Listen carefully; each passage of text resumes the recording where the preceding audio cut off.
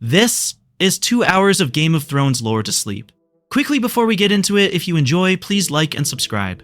To follow those constellations, the story must first drift backward far beyond Robert's rebellion, farther even than Aegon's dragons, into ages that feel almost like dream and legend. Long before thrones and banners, before maesters and ravens, this land that would be called Westeros was a wilder place ruled by forests, old stones, and a quiet watching magic. In the oldest remembered age, thousands upon thousands of years before Robert Baratheon raised his hammer, the first men came from Essos, crossing at the arm of Dorne into a continent they did not yet name. They carved runes on their bronze blades, cut down the great weirwoods, and fought a long, brutal war against the children of the forest, those ancient secretive beings who move through leaf and shadow. As time passed, battle gave way to the pact on the Isle of Faces, and a fragile peace settled over the land. The first men kept their kingdoms and their stoneholds, but they bowed their heads to the old gods in the heart of the north, in the riverlands and in hidden groves that still whisper in the dark. But everything changed when darkness itself seemed to fall from the sky.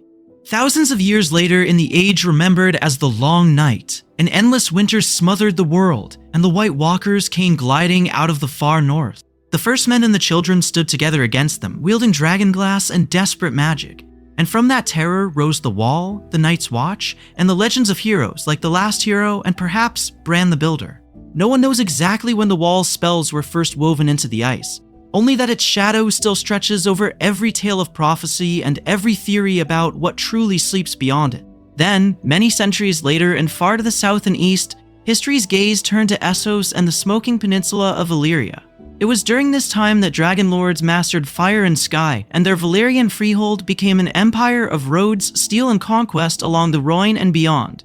In the shadows of history, one minor dragon lord family, the Targaryens, fled to Dragonstone after Daenerys the Dreamer's vision of doom. A single choice that would forever change the course of Westeros when the volcanoes finally tore Valyria apart. From Dragonstone, only about 3 centuries before Robert's rebellion, Aegon the Conqueror looked west across the narrow sea. With Balerion and his sister's dragons, he burned Harrenhal, shattered hosts on the field of fire, and bent the kings of the Reach, the Rock, and at last the North, uniting 6 kingdoms beneath a single iron throne.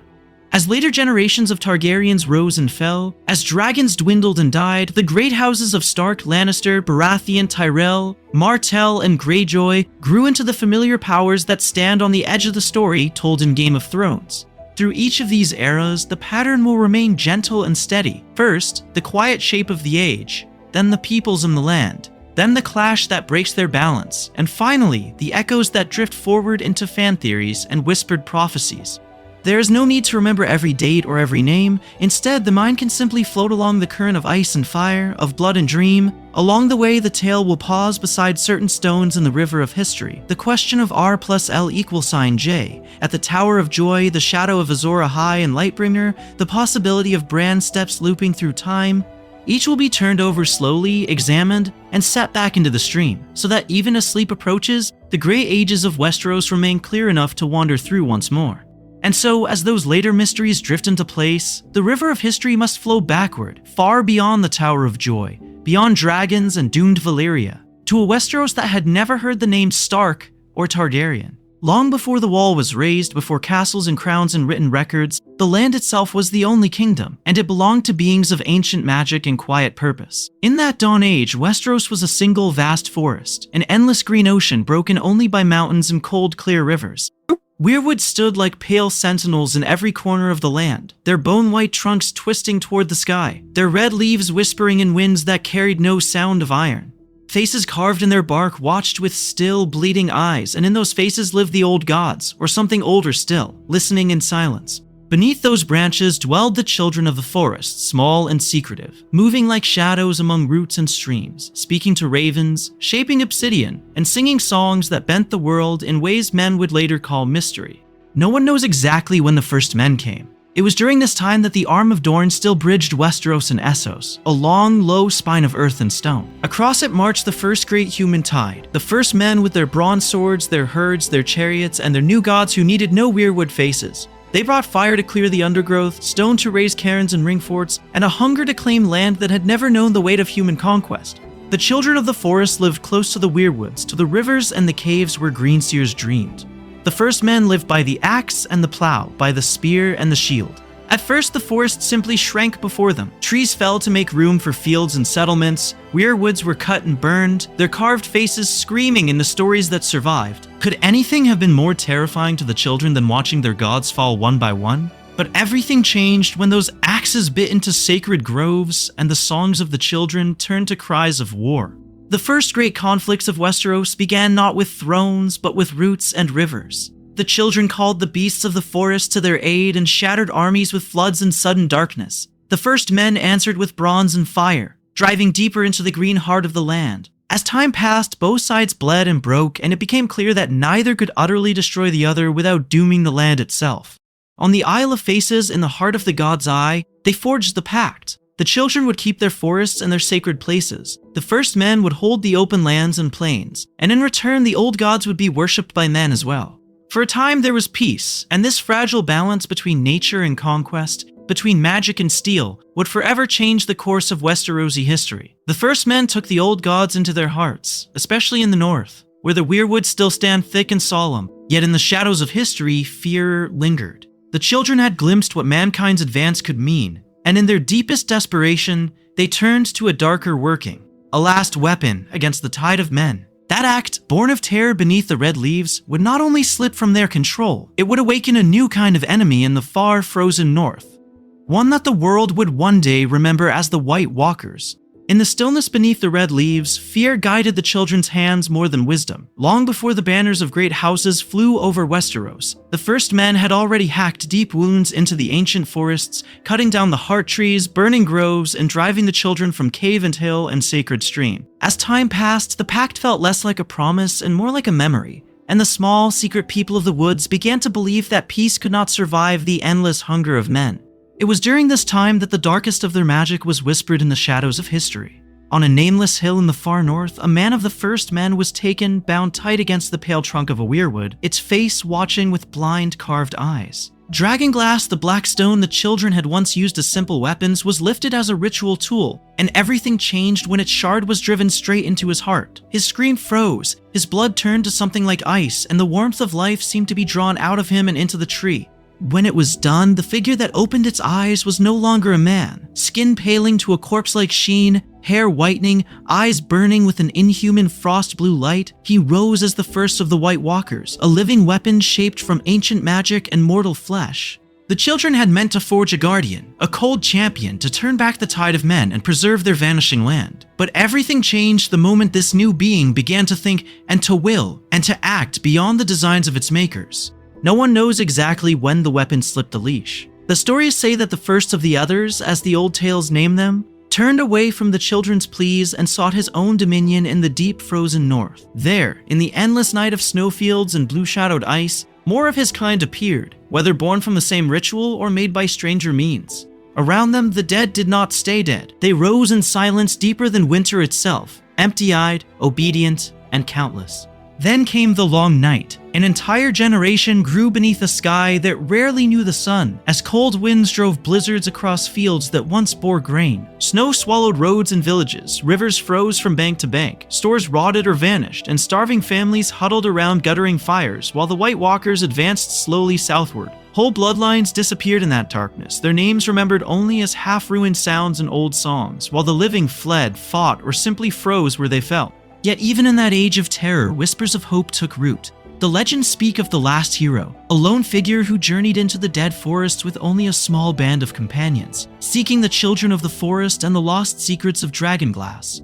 One by one, his companions were taken by cold and by claw, until at last, in the oldest tales, he found the children and forged the first true alliance between man and ancient magic. From that desperate union came the knowledge that would forever change the course of history. The means to drive back the others, the birth of the Night's Watch, and in time the raising of the wall itself.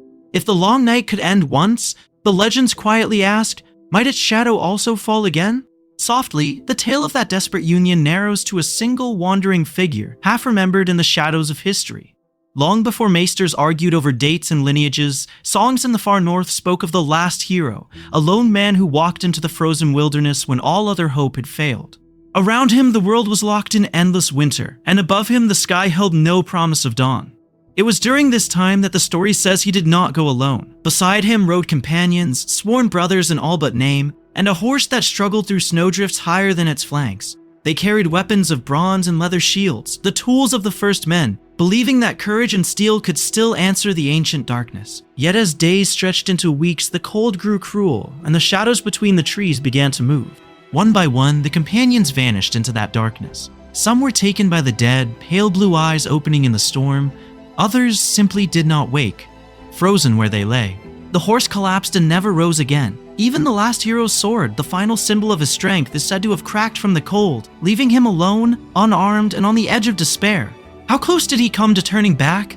No one knows exactly when his resolve hardened into legend. In the coldest and most hopeless moment, the tales say that the children of the forest answered. Tiny, watchful figures stepped from the trees, eyes like pools of moonlight, carrying the memory of an age before men. Everything changed when they chose not to vanish into the snow, but to listen. There, in the deep wilds of Westeros, an impossible bargain was struck. The last strength of mankind joined to the oldest magic of the land.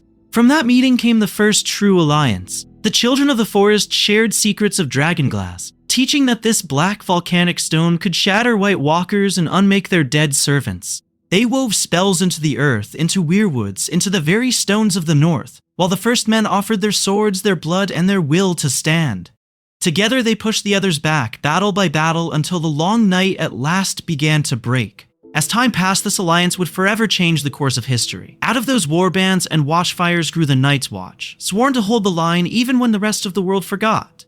From the need to bar the darkness came the wall, raised with the labor of men and the hidden power of ancient magic, a barrier of ice and spellwork that turned the northern horizon into a promise and a warning. In the quiet that followed, the kings of Winter and House Stark shaped their customs around these memories. The words "winter is coming," the execution of sentences by the hand that passes judgment, the old gods watching through red-faced weirwoods.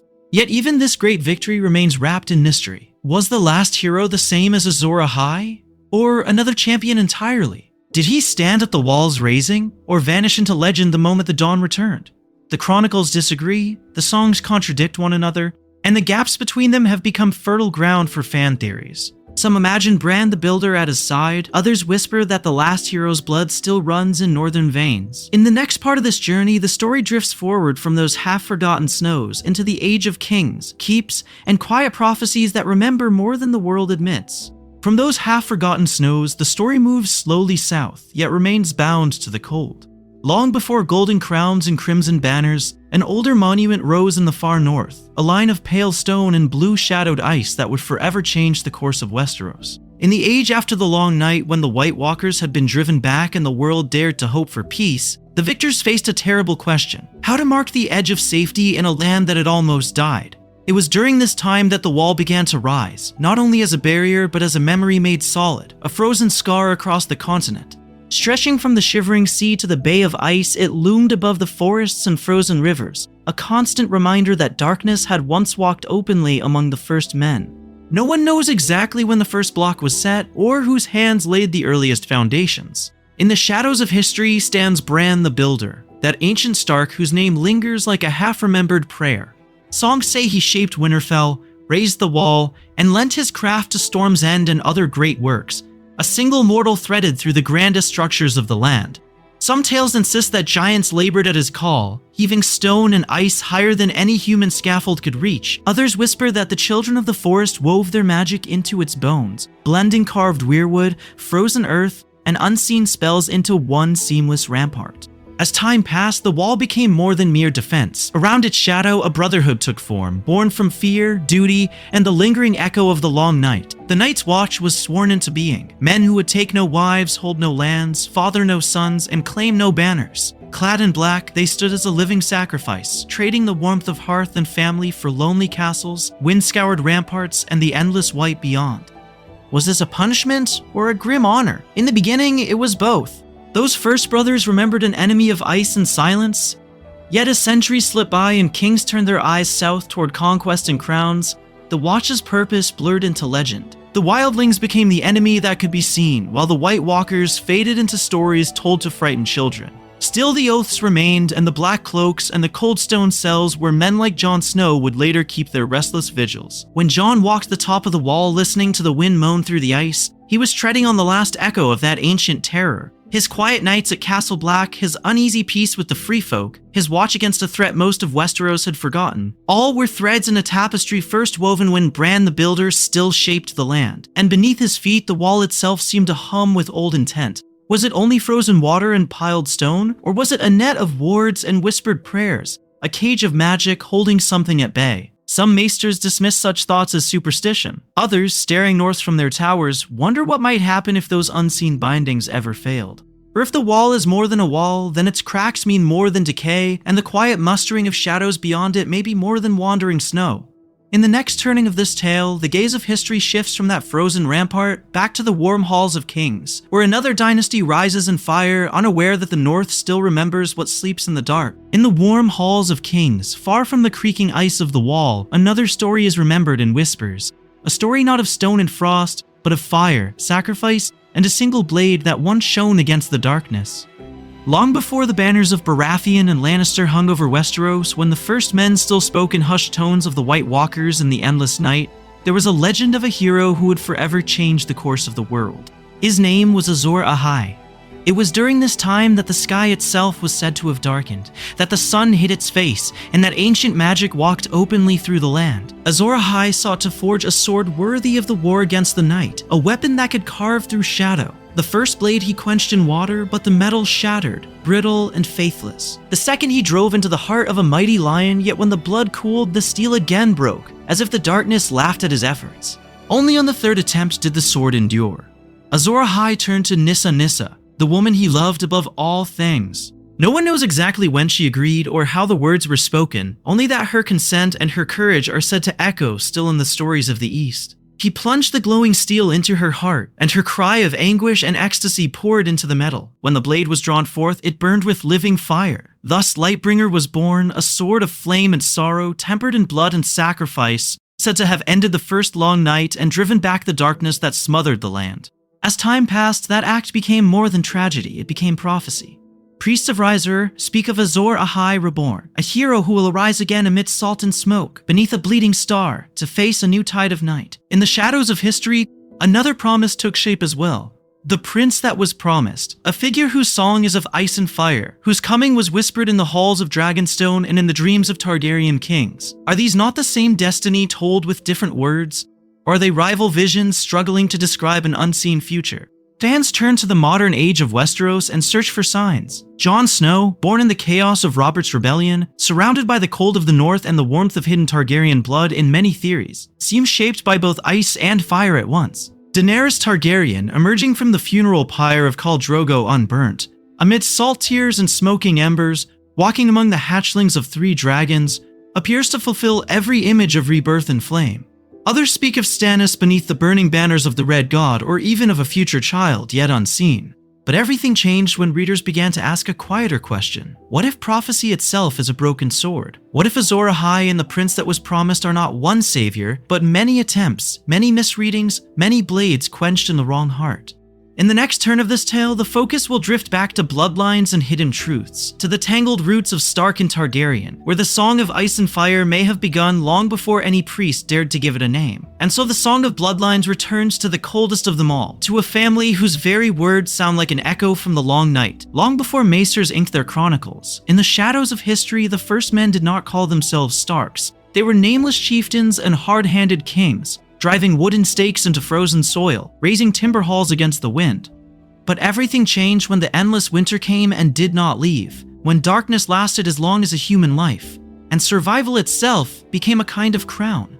As time passed and the snows of that age of terror receded, those chieftains hardened into a single line, remembered as the kings of winter. No one knows exactly when the name Stark first rose from the northern mists, only that it clung to the land like hoarfrost, quiet and enduring. While other dynasties in Westeros gloried in conquest and bright banners, House Stark became something different. Guardians rather than conquerors, wardens rather than would-be emperors. A house that ruled the north not through splendor, but through a shared memory of what waits when vigilance sleeps. It was during this time that the culture of the North settled into its ancient shape. The first men there never bent the knee to the faith of the Seven. They kept the old gods, the silent faces in the heart trees, the weirwood groves where red sap bled like old wounds. Their sayings grew as stark as their name. There is no creature more terrifying than a man who remembers true winter, so their speech became flint and iron. The lone wolf dies, the pack survives. The man who passes the sentence should swing the sword. Above all, one phrase carried the weight of history.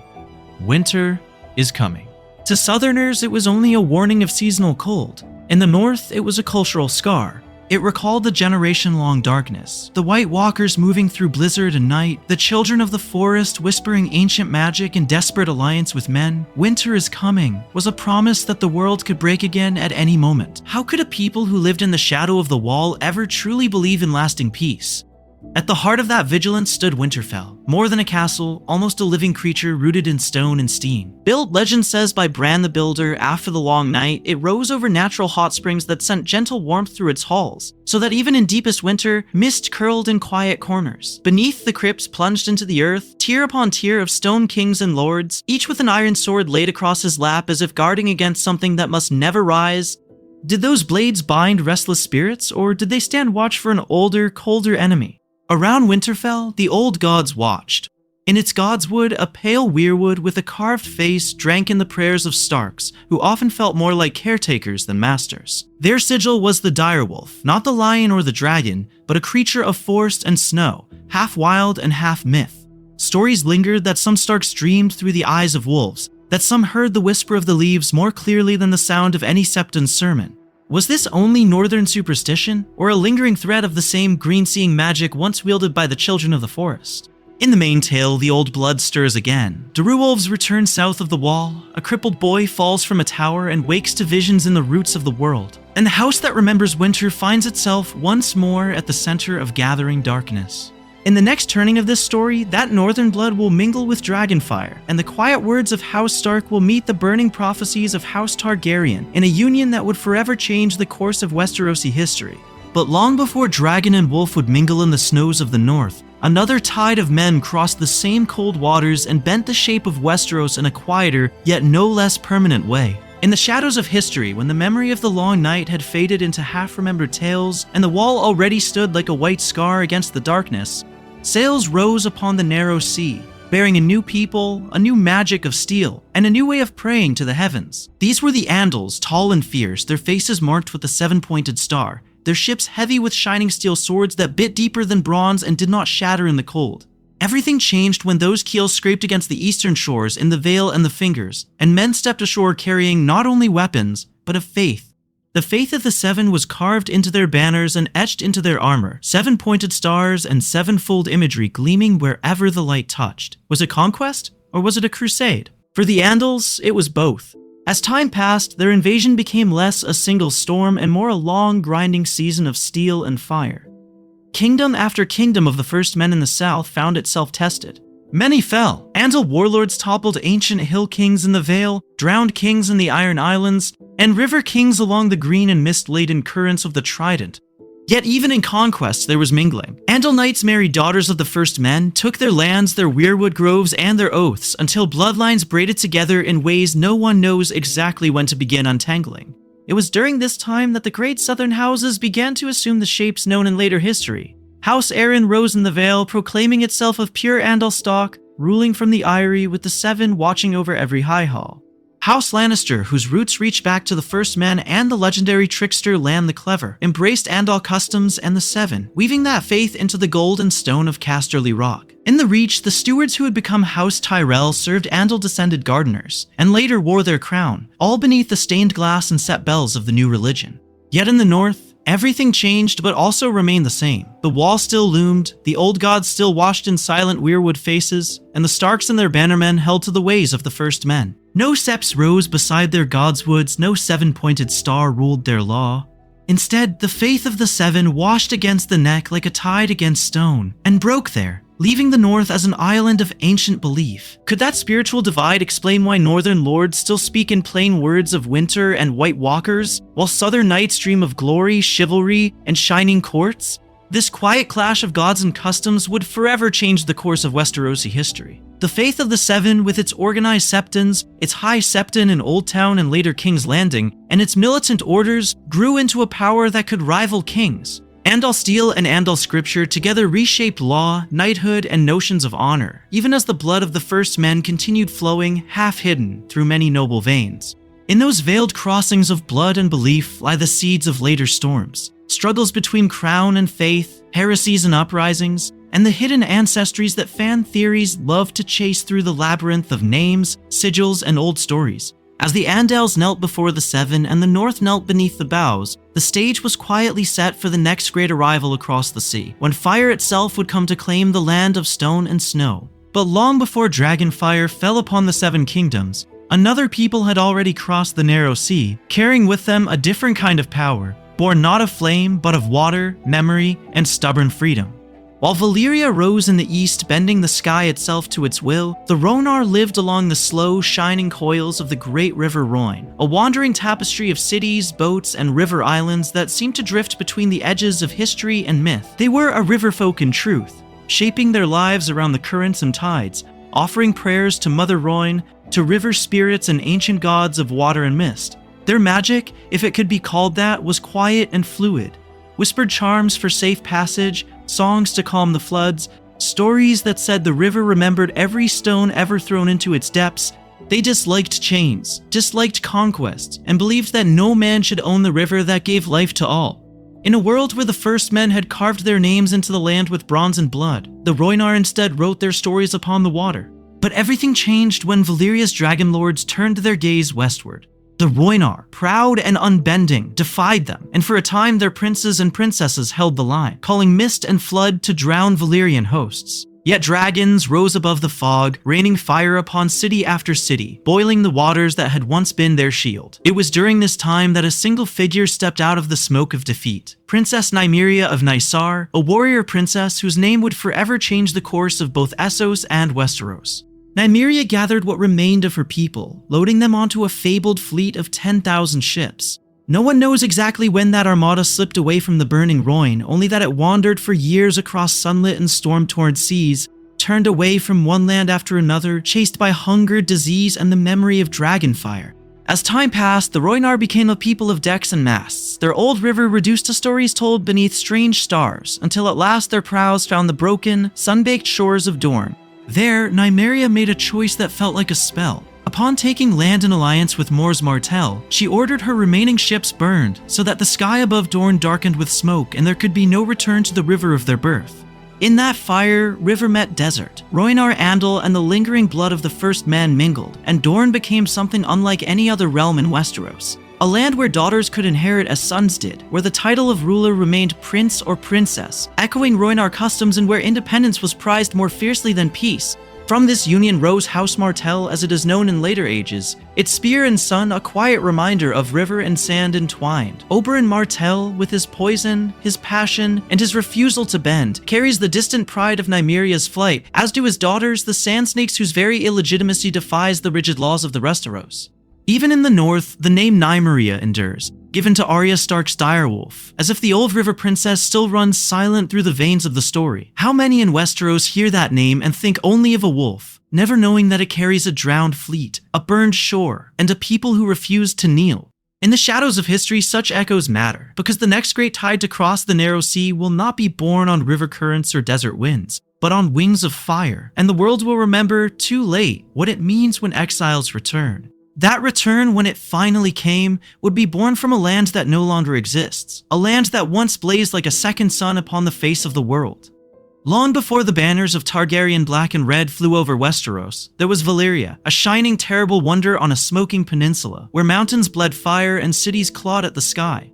The Valyrian peninsula lay in the southern reaches of Essos, ringed by the 14 Flames, a chain of restless volcanoes that shook the earth and boiled the sea. Between those burning peaks, the Dragon Lords raised towers of pale stone and dark glass, bridges that leapt from spire to spire, and wide, straight dragon roads that cut across the land like scars of black basalt. It was during this time that magic was not whispered of as a fading memory, but practiced openly, woven into steel, stone, and blood by those who claimed dominion over fire itself.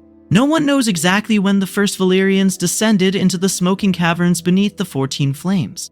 In those depths amid ash and poisonous vapors, they found dragons, vast and terrible, creatures of heat and hunger that had slumbered since the most ancient ages. Where the first men in Westeros had learned to shape bronze and stone, the Valyrians learned to shape living flame. Through binding spells, blood sacrifice, and secrets now lost to darkness, they mastered the dragons, and everything changed when those beasts took to the sky with riders on their backs. With dragons came conquest. The Valyrian freehold spread outward from its peninsula, a loose growing web of cities and colonies ruled by dragonlord families, who shared power, competing and conspiring even as they expanded. As time passed, kingdoms in Essos that had once stood proud were reduced to tributaries. Their walls melted, their kings made to bow before the fireborn might of Valyria. Against such power, even the greatest armies broke, and the freehold came to seem less a nation than a natural force, as inevitable as the turning of the seasons. From their furnaces and forges, the Valyrians drew forth another wonder, Valyrian steel. These blades, dark and rippling like smoke in moonlight, were light in the hand yet strong beyond ordinary steel, drinking the light rather than reflecting it. The secret of their forging was bound up with dragon fire and spells that died with the freehold, leaving only scattered relics in the lands that survived. In Westeros, swords like Ice of House Stark, and the blade that would become Widow's Wail of House Lannister, carried that legacy, silent reminders of a vanished empire. Among the many dragonlord houses of Valyria, House Targaryen was, at first, unremarkable.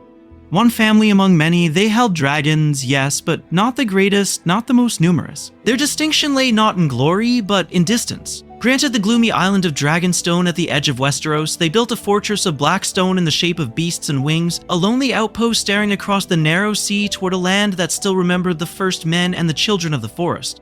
In the shadows of history, that distance would prove everything. For while Valyria seemed eternal, its towers untoppled and its dragons unchallenged, the earth beneath the 14 flames was restless. Rumors spoke of strange tremors, of flames burning blue, of sorcerers who heard the mountains whisper. Could even the dragonlords imagine that their own heartland would betray them? But everything changed in a single, shattering moment that later generations would name the Doom. Fire erupted from the 14 flames, the ground split, seas boiled, and the proud cities of the freehold were swallowed in ash, smoke, and stone. Dragons screamed and fell from the sky, chains of mountains tore themselves apart, and the greatest center of magic the world had known vanished in an instant that would forever change the course of history. Only a few survived that cataclysm, scattered like embers on the wind. Among them were the Targaryens on Dragonstone, with a handful of dragons that had never seen their birthplace. In that terrible absence, in the silence where Valyria had once stood, the balance of the world shifted. The age of the freehold ended, and a new age of exiles and would-be conquerors began, as those last dragons turned their gaze toward Westeros, and the sleeping land waited, unaware, for fire to come. In the quiet that followed Valyria's fall, the world seemed to hold its breath, as if even the winds across the narrow sea remembered the scream of dragons and the roar of breaking earth. Long before the banners of conquest flew over Westeros, before Aegon's shadow stretched from the Trident to the Arbor, there had been only the freehold, radiant and terrible, ruling through fire and magic. No one knows exactly when the Doom began. Some say it started deep beneath the 14 flames, where ancient fires had burned since the dawn of Valyrian history. Others whisper that it was born in hidden vaults, in experiments with spells and steel that pried too greedily at the bones of the world. Whatever its cause, everything changed when the mountains themselves exploded, vomiting ash and molten stone into a blackened sky. The land cracked open, swallowing whole cities. The sea rushed in, boiling and hissing. Towers of pale stone toppled like children's toys as the proudest empire on earth tore itself apart in a single howling day. Witnesses spoke of dragons shrieking as they fell from the sky, their wings burning, their scales splitting under waves of impossible heat. Rivers turned to steam, and islands vanished. In the shadows of history, the Doom was remembered not as a battle or a siege, but as the world itself rising in fury against those who had mastered too much. Was it a natural convulsion of the earth, or a storm of magic unbound at last? It was during this time that House Targaryen stood apart. Years earlier, they had left the heart of the freehold to dwell on bleak Dragonstone, that smoke-wreathed island in the narrow sea, closer to Westeros than to Valyria's glittering spires. They did not go alone. They brought with them their dragons, their Valyrian steel, and their strange secret faith and prophetic dreams. Daenys the Dreamer, daughter of Lord Aenar Targaryen, had foreseen the doom in fire and shadow, and her father had heeded her warning when other dragon lords laughed. That single act would forever change the course of history. When the doom came, the great houses of Valyria perished, their dragons and bloodlines lost to fire and sea, while on Dragonstone the last dragon lords endured. As time passed, the smoking ruin of Valyria became a place of whispers and fear, a shattered land of broken roads, twisted stone, and lingering darkness, where sailors spoke of shapes moving through the fog and the echo of distant wings. The Freehold's colonies fractured, power slipped from old hands, and across Essos and Westeros a vast silence opened, inviting ambition of the eye of a... Into that silence, the Targaryens stared westward, their dreams filled with thrones and burning fields. Was the doom a punishment for hubris, a spell gone wrong, or something older still, tied to the same deep magic that once raised the wall against the White Walkers? No one could say. But everything changed as those last dragons waited on Dragonstone, gathering strength, until the day Aegon would rise and turn prophetic survival into conquest, bringing fire and blood to a land that still believed its greatest wars were behind it. Those waiting dragons upon Dragonstone did not sleep forever. As time passed, the quiet prince who had watched the doom from afar became something else. Something the chronicles would name Aegon the Conqueror, a man who looked west across the narrow sea and saw not 7 kingdoms, but a single land waiting to be bound in fire and shadow. It was during this time that Aegon Targaryen, with his sisters and wives Visenya and Rhaenys at his side, resolved to cross into Westeros. They brought with them not armies beyond counting, but 3 living storms of ancient magic and flame. Balerion the Black Dread, vast and terrible, carried Aegon himself. Vhagar bore stern Visenya, and Silver Meraxes answered the laughter and boldness of Rhaenys. Their intent was quiet, almost understated, yet unstoppable, like a tide that had been building since Valyria fell into darkness. Long before the phrase Aegon's conquest was written in any book of history, their first act on Westeros sea soil was simple. They landed upon a rocky hill beside the Blackwater Rush, a place of no great renown, and raised palisades and timbered walls. This rough stronghold would be called the Aegon Fort, a humble ancestor to the Red Keep. Here, beneath hastily sewn banners bearing the 3-headed dragon, Aegon was crowned with a circlet of Valyrian steel, claiming all of Westeros in the name of House Targaryen. From that claim would forever change the course of the political map, every border and oath reshaped by dragonfire. Kings from the Reach, the Westerlands, and the Riverlands heard of these events with a mixture of scorn and unease. Some, seeing smoking fields and ruined hosts where Aegon's foes had stood, bent the knee quickly, choosing peace over annihilation. Others, like Harren the Black of Harrenhal, trusted in stone rather than in prudence. His colossal fortress, raised beside the God's Eye, was thought unassailable.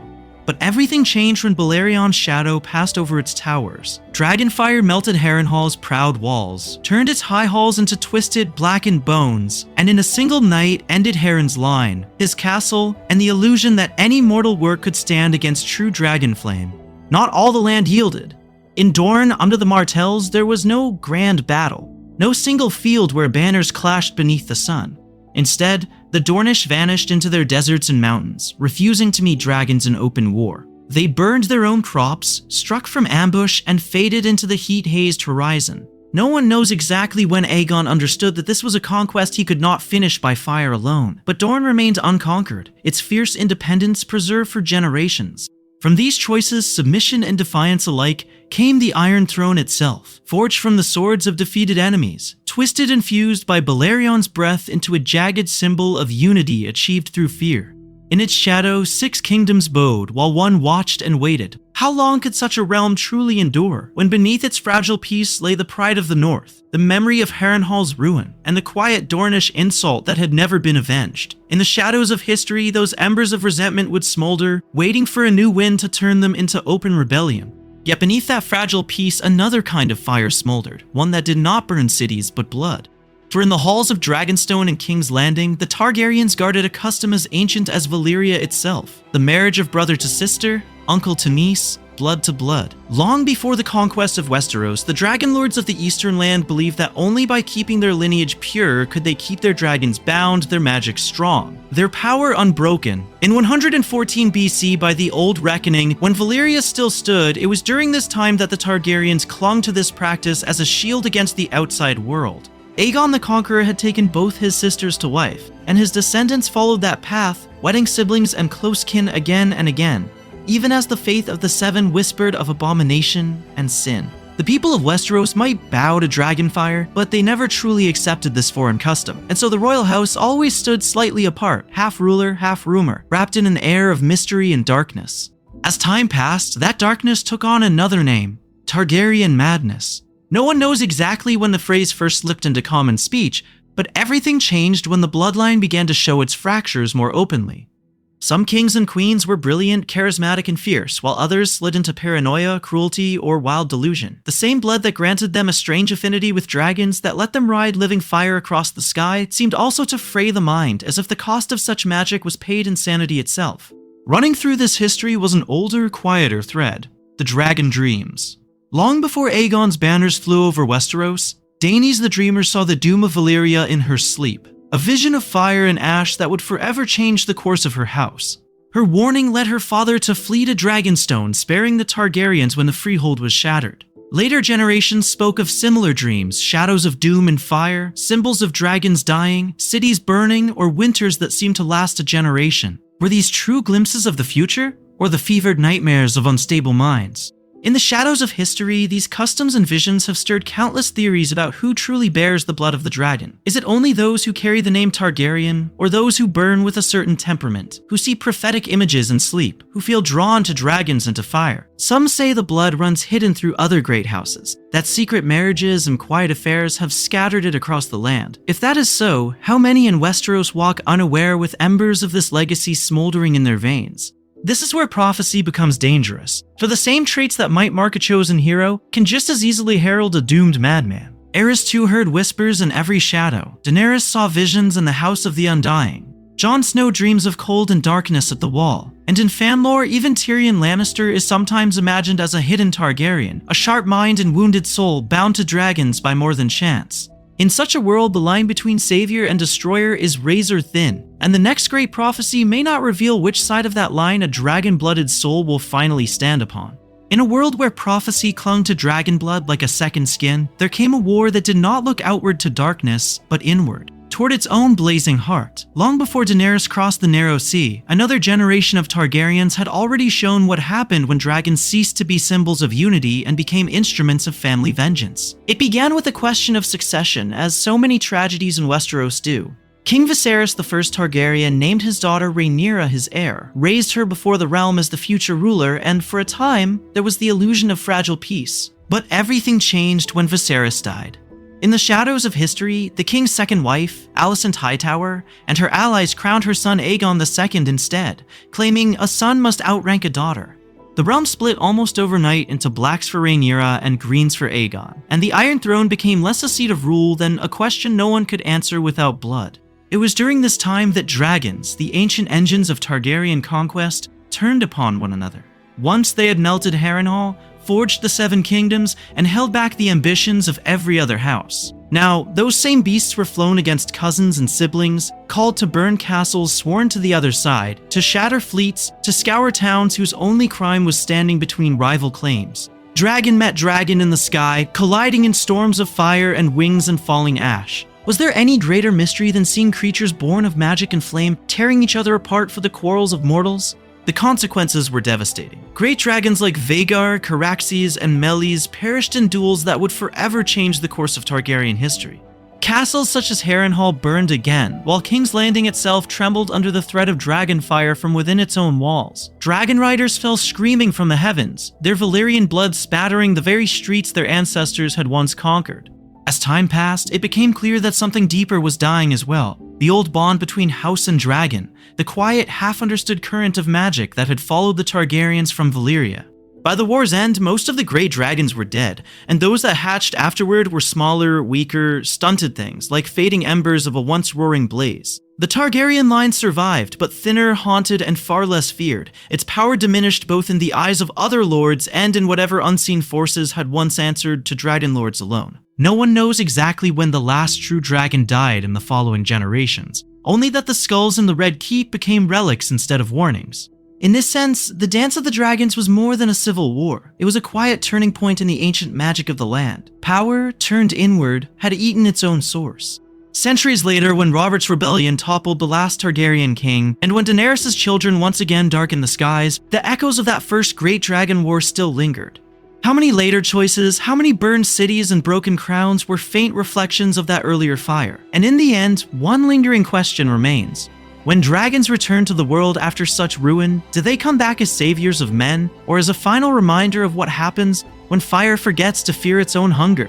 And when that question faded into silence, the answer did not come in fire, but in a long, slow dying of the flame itself. As time passed after the Dance of the Dragons, the mighty beasts that had once ruled the skies of Westeros began to dwindle. No one knows exactly when the decline truly began, whether it was in the smoke-filled ruins of Harrenhal, in the dark pits beneath King's Landing, or in the shadows of history where maesters prefer not to look too closely. What is known is that dragons hatched smaller, grew more slowly, and died more easily, as if the ancient magic that had birthed them was ebbing away. It was during this time that the Targaryen dragon keepers watched over stunted creatures that could barely lift themselves into the air, let alone decide the fate of kingdoms with a single pass of their wings. The last dragon, a pale, sickly thing, died during the reign of Aegon III, the boy who had seen his own mother devoured at Storm's End and would forever be called the Dragonbane. With that frail creature's final breath, the line that stretched back to Valyria's greatest fires seemed to gutter out. The dragon skulls still glared from the Red Keep's halls, but they were only bones, trophies of a vanished age. Everything changed when that last heart stopped beating. Magic, which had already grown thin, seemed to recede even further from the land. Enchantments that once felt near at hand became distant stories. Prophecies that had burned bright in the minds of dreamers and red priests grew hazy, like half-remembered visions upon waking. Was Azor Ahai still destined to return, or had that promise faded with the smoke from the dragon pits? Did the ancient wards in the wall still pulse with power, or had they begun to sleep as well? In this quieter world, maesters sharpened their quills, not their sense of mystery. The faith of the Seven spoke more of law and less of living fire. Tales of the Long Night, of the White Walkers, and the First Men and the Children of the Forest slipped from warning into myth. The others became shadows told to frighten children. Even the doom of Valyria felt like distant history, instead of a reminder that magic and disaster often walk hand in hand. Yet in the lore of both Essos and Westeros, a whisper remained: dragons and magic are bound together. When dragons thrive, magic stirs. When dragons die, the world grows colder, more rational, more blind to the unseen. Many later theories would forever change the course of fan discussion by circling this single idea. If the dragons were ever to return, would the old powers wake with them? Long before Daenerys Targaryen stepped into the flames with 3 stone eggs, some in the Free Cities still watched the skies and wondered. When those eggs cracked and fire sang again, everything changed. Prophecies thought dead shivered back to life, and the age of distant superstition began to feel, once more, like a map of the future rather than a relic of the past. Yet while dragons were being reborn across the narrow sea, the last time fire and blood had truly ruled Westeros had ended in madness and ash. Long before Daenerys walked into the flames, another Targaryen king had sat the Iron Throne, bright with promise at first, and then slowly, terribly, unmade by fear. Aerys II Targaryen did not begin as the Mad King. As time passed in the early years of his reign, he was handsome, charming, and spoke often of peace and plenty after the long, grinding wars of his forebears. He dreamed of glory, of remaking the realm, of outshining even Aegon the Conqueror in the songs of history. But everything changed when failures, plots, and imagined slights began to close in around him. No one knows exactly when the turning point came, yet with each year his temper grew sharper, his suspicions deeper, until the king who once smiled at tourneys now whispered of traitors in every shadow. It was during this time that his fascination with wildfire deepened into obsession. The green, unnatural flame born of alchemists and ancient magic seemed to him a perfect answer to disobedience. He burned men alive in their armor, roasted lords in their own halls, and spoke dreamily of turning King's Landing into a pyre rather than let it fall. In the darkness of his mind, fire was purity, and the screams of the dying were proof of loyalty. Against this, his son Rhaegar Targaryen seemed almost a creature from another tale. Solemn, bookish, and given more to song and prophecy than to wine and feasts, Rhaegar walked the halls of the Red Keep like a man half in this world and half in some ancient vision. He read of the Long Night, of the White Walkers, of heroes reborn beneath bleeding stars, and some whispered that he believed himself destined to stand at the heart of such a prophecy. When he finally took up sword and armor, it was with a grave sense of duty, not delight. Everything changed when the great tourney at Harrenhal was called. Beneath the blackened towers that Aegon's dragon had melted long ago, lords and knights gathered in glittering splendor, hoping for sport and alliance. Yet in the shadows of history, those days would forever change the course of the realm. Rhaegar won the lists, unhorsing the greatest knights of the age, and when the time came to name the Queen of Love and Beauty, he passed over his own Dornish wife Elia Martell, and laid the winter roses in Lyanna Stark's lap instead. A northern girl already promised to Robert Baratheon, crowned by a dragon prince before half the realm. The songs say that not long after, Rhaegar kidnapped Lyanna. The tale told in taverns is simple and brutal. The wolf mate stolen, the stag enraged, the dragon revealed as a villain at last. Brandon Stark, Lyanna's hot-blooded brother, rode to King's Landing demanding Rhaegar's head. Aerys answered with fire and treachery, arresting Brandon, summoning Lord Rickard Stark to answer for his son, and then murdering them both in the throne room. One burned alive in his armor, the other strangling himself as he tried to reach his father. From that moment, rebellion was no longer a whisper, it was an oath. Robert Baratheon, Eddard Stark, Jon Arryn, and their allies rose against the crown. Robert's rebellion raged across the land, from the Battle of Summerhall to the Trident, where Robert met Rhaegar in the river's shallows beneath the rubies on the prince's breastplate and smashed his chest in with a warhammer. In the Reach and the Westerlands, houses chose sides, and ancient loyalties shattered like thin ice. At the end, when Tywin Lannister brought his army to King's Landing, the gates opened, and the city fell not in glorious defense, but in sack and slaughter. Aerys was killed by his own Kingsguard, Jaime Lannister, before he could ignite the wildfire caches hidden beneath the streets. Elia Martell and her children by Rhaegar were murdered in their chambers, their blood staining the very stones that had echoed with Targaryen footsteps for nearly 3 centuries. The dragons were gone, the dynasty broken, and Robert Baratheon took the throne, a Warhammer king atop a chair made for dragons. It seemed to most that the age of Targaryen rule had ended forever. Yet even in that hour of apparent victory, there were shadows the victors did not see. Lyanna Stark died far from the Trident, in a lonely tower in Dorne that the Psalms would later call the Tower of Joy. Eddard Stark rode there after the war, found Kingsguard knights still standing vigil over a vanished prince, and came back with a silent, swaddled child and a secret he never shared. The official story speaks of kidnapping, rape, and a wolf maid carried off against her will. But everything changed once again when careful readers began to ask quieter questions. Why would the finest knights of the Kingsguard defend a remote tower instead of their king? Why did Lyanna's last words to her brother bind him to a promise he carried like an open wound for the rest of his life? And if Rhaegar Targaryen loved prophecy as much as the old maesters claim, what, exactly, did he think he was doing in that tower on that bed of blood and blue winter roses? From those questions, a quiet answer began to take shape. Not in the halls of power, but in the minds of attentive readers and listeners. It whispered that Jon Snow was not Ned Stark's bastard at all, but the son of Rhaegar Targaryen and Lyanna Stark, hidden in the Tower of Joy and guarded like a living secret. R+L=J. A simple equation that would forever change the course of how this story was seen. At first, it was only a murmur in the shadows of history, built from scattered lines and half-remembered scenes. Ned's memory of Lyanna in her bed of blood, the blue roses wilting in her hand, his promise that haunted him through war and through the long, cold years at Winterfell. His unbending honor made his one great lie stand out like a blade in the snow. He would face Robert's wrath, Catelyn's pain, even his own shame, yet he would never speak of Jon's mother, not to his lady, not to his closest friend, not even to Jon himself. What secret could be so dangerous that even in peace it remained locked behind his eyes? As time passed, readers began to notice how the clues circled a single point.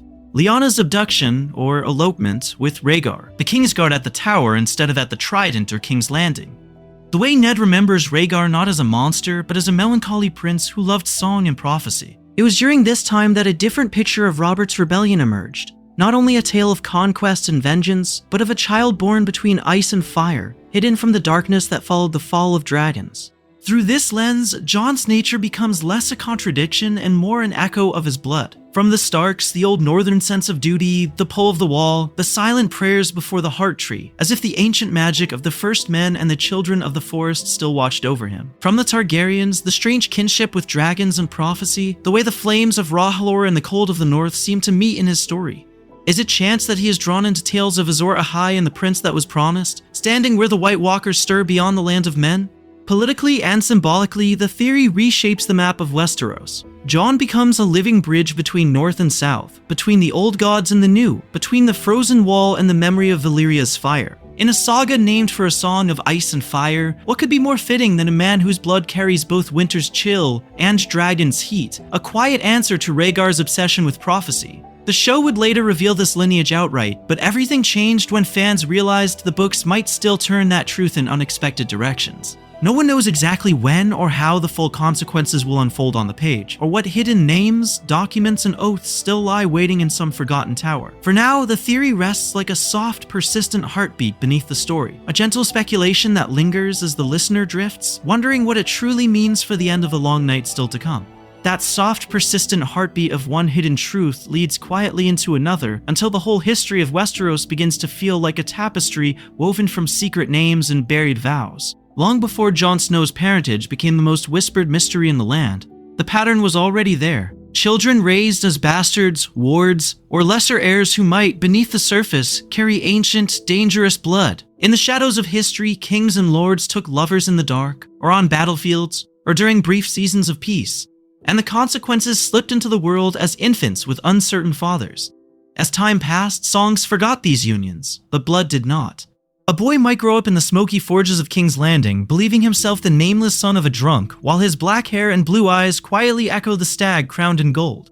Gendry's Baratheon features, his strength with the hammer, his unexpected survival through chaos, all invite the question, how many such unacknowledged heirs walk the roads of Westeros, never knowing how close they stand to a throne? Everything changed when readers began to treat these hints as deliberate threads rather than accidents. If one hidden prince can stand at the center of the story, why not others? Rumors gather around minor characters like Mist around a weirwood. Is that quiet girl in a distant holdfast truly the daughter of the man who claims her, or the result of some long-forgotten liaison during Robert's rebellion? Did a hedge knight squire once carry the blood of the first men or even of dragon lords, lost through the centuries of conquest and collapse?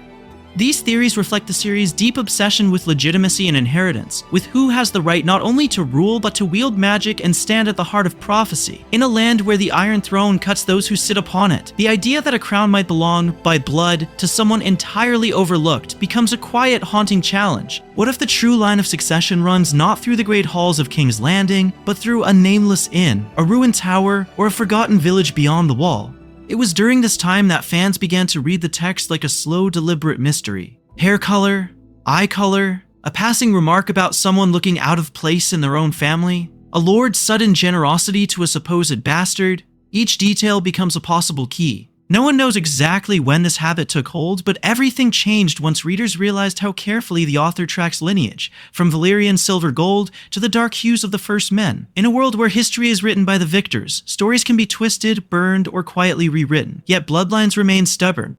They flow beneath the surface like underground rivers, carrying traces of ancient magic and old wrongs that would forever change the course of future wars if revealed. Perhaps, in the end, when maesters argue and singers embellish, the last unaltered truths in Westeros will be the ones carried silently in the veins of those who never knew what they were. And from these silent heirs, the tale moves naturally toward another question. When prophecy and blood meet, who among them is truly chosen, and who is only claimed?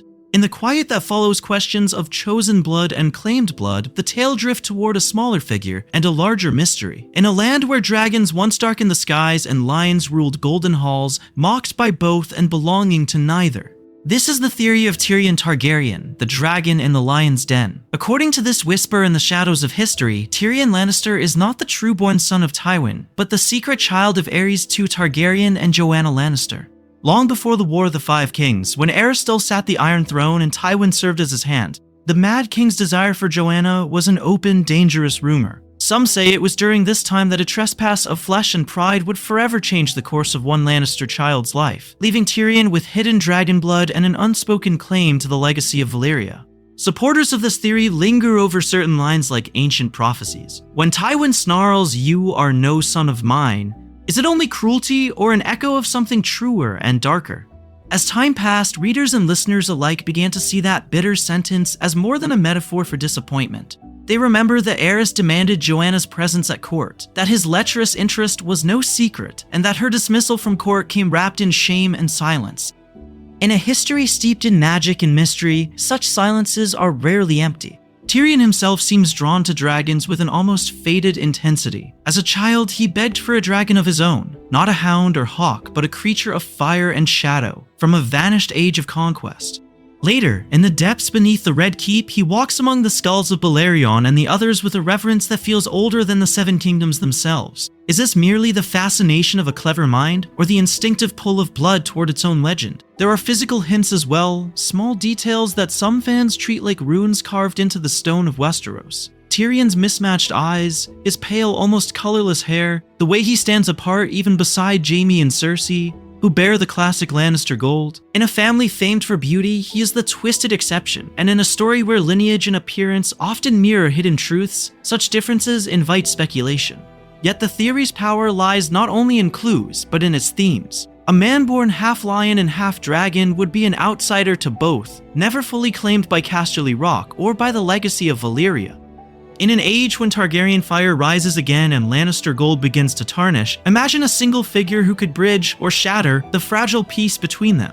Would a dragon raised among lions temper their cruelty, or only learn to cloak fire in wit and wine? Some argue that this theory is too neat, too eager to turn every major player into secret royalty.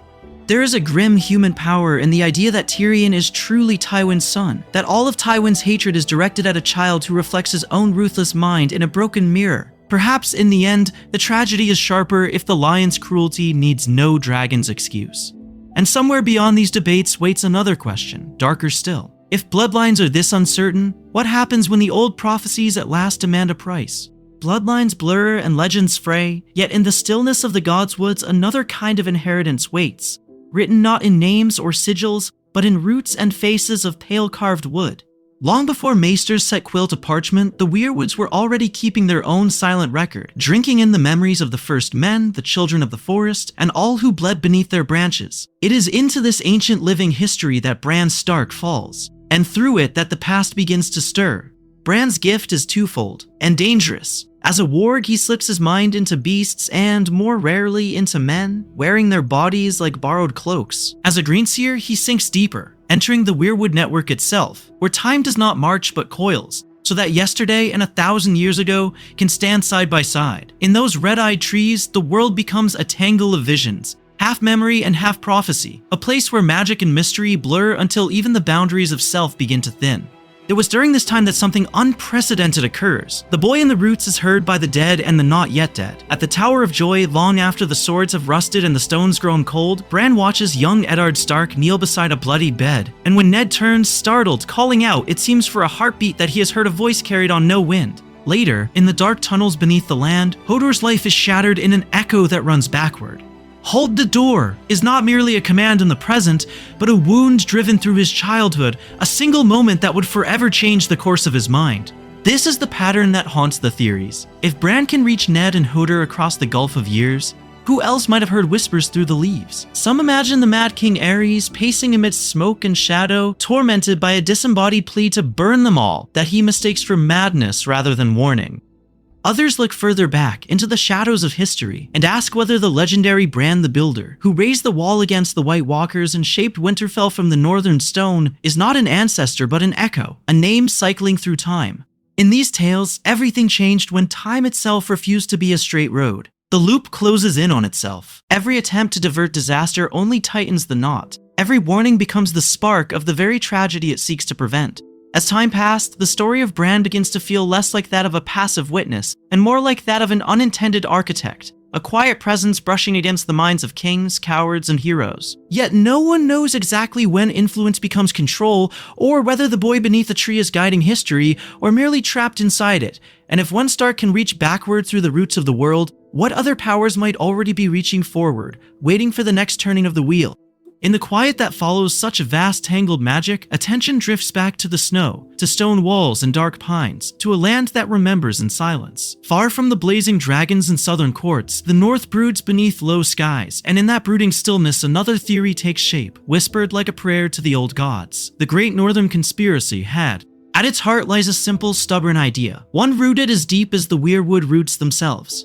The northern houses, it is said, have not truly bent the knee to the Boltons at all. Instead, they endure, they bow, they host and smile, all while quietly plotting to restore a Stark to Winterfell, any Stark whose blood still carries the echo of the first men. To the south, it appears as grudging obedience after Robb Stark's fall. In the shadows of history, it begins to look more like a long, patient rebellion. Supporters of this theory point to the text like rangers reading tracks in fresh snow. There are courteous mistakes in letters, names misspelled, messages that travel suspiciously slowly, as if delays were themselves a language. Some lords arrive late to Bolton musters, others bring fewer men than promised, claiming poor harvests or broken roads. Are these blunders? or careful signals to those listening closely? It was during this time that Wyman Manderley spoke in one breath of loyalty to Freys and Boltons, and in the next served them pies that may have hidden a darker justice, his words layered with double meanings like frost upon frost. As time passed in the story, these details began to feel less like accidents and more like the habits of a people who do not forget. The North Remembers is not merely a house motto, but a cultural law, forged long before Aegon's conquest when the first men knelt before heart trees instead of thrones. These are folk who kept the old gods when the Andals brought their septs and seven-pointed stars, who looked at the faith's shining cities and chose the silent faces and red bark instead. Could such a people truly cast aside House Stark in a single bloody wedding? The Great Northern Conspiracy reframes minor scenes as deliberate acts of resistance, turning background figures into quiet co-conspirators. A hard-eyed Karstark withholding warmth, a Glover closing his gates, a Manderley ship vanishing into the fog of rumor. Each becomes another thread in a hidden net tightening around the Boltons. Everything changed when readers began to see these moments not as scattered defiance, but as parts of a long, slow design that would forever change the course of Northern history if revealed. Whether every piece of this theory proves true almost matters less than what it reveals about the North itself. In this cold land of ancient magic and older gods, loyalty is not a passing oath, but a kind of faith, and betrayal lingers like a wound that never quite heals. The wolves remember, and winter does not erase old bonds, it sharpens them. And as other storms gather in Westeros, from dragonfire in the east to White Walkers beyond the wall, the question remains, when the last snows fall, will the North stand merely as a province or as a pack that has been quietly gathering all along?